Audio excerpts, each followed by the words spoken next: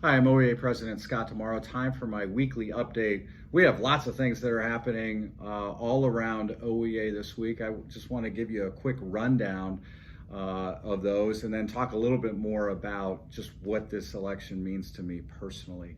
But first, tonight, we're going to be watching the presidential debate in Cleveland together. At least we'll be doing that virtually. Invite you to join me and Jeff and our other leaders from around the state on a virtual debate watch party that begins at 8:15.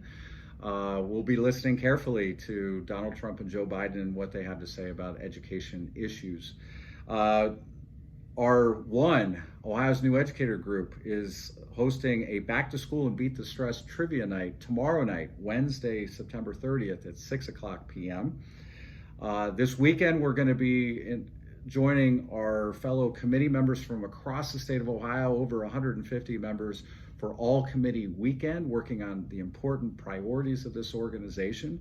We've got a fantastic group of leaders, and I'm so excited to be working with them on Friday and Saturday. Next week, on Monday, we're hosting a telephone town hall with our recommended Supreme Court candidates, Judge Jennifer Brunner and Judge John O'Donnell. Two fantastic people who are going to help bring fairness and integrity and balance to the court as we continue to fight for a fair system of school funding. Later, on Tuesday next week, our organizing department is hosting the Organizers Roundtable, this week focused on members of OEA who are running for office as candidates. That's going to be at 4:30 on Tuesday the 6th. And then Thursday, October 8th, we're going to be joined by Dr. Jill Biden, NEA member and potentially the next First Lady of the United States, as we kick off Ohio's Educators for Biden activist group here in this state. That'll be taking place at 6:15 on Thursday afternoon. And then finally, I want to highlight the fact that our OEA Minority Leadership Training Program is happening a week from this weekend on Friday, October 9th through Saturday, October 10th. You can go online to find more details for all of those, but I hope you'll be able to join us for at least some of them. Of course, the voter registration deadline is just days away. It's coming up on Monday the 5th. Early voting starts on Tuesday the 6th. Just want to use the time that I have remaining to talk about why this election is just so important to me personally. Of course, as a proud leader of over 120,000 educators from across the state of Ohio who care deeply about the success of students, I want to make sure that we're electing people to public office who are going to support us with resources, who are going to show us respect, who are going to stand up for the civil rights of our students, making sure that we're inclusive of everyone and that we're tackling the tough social and racial justices facing our state and facing our nation. This is my 30th year in education. I became a teacher, and I particularly became a social studies teacher, because I believe deeply that we have a critical role in helping to shape effective citizens in our democracy.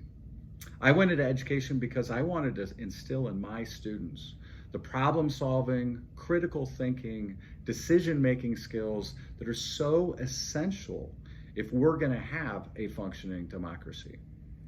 And right now, I'm frankly very offended when I hear from the White House a president who talks about the need to whitewash our history, who talks about the need to set aside and ignore the fact that we do have injustices in our society, and instead is talking about imposing a national curriculum on us, on all of us as educators, that really flies in the face of what teaching for democratic citizenship is all about.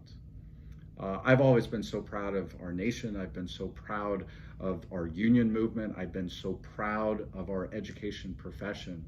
And part of that is because we have been willing to confront the injustices facing us and using the power of education to help organize and raise awareness so that we can work together.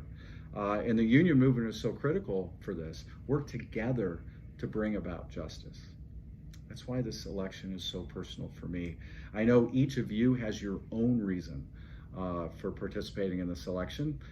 You may not agree with me in terms of all the candidates that you're supporting, but I do hope that you will take this election seriously, that you will take your role as an educator and union member seriously, and I really hope that you will exercise that right to vote. If you go to ohioballot.com, you can see who the OEA recommended candidates are in your area.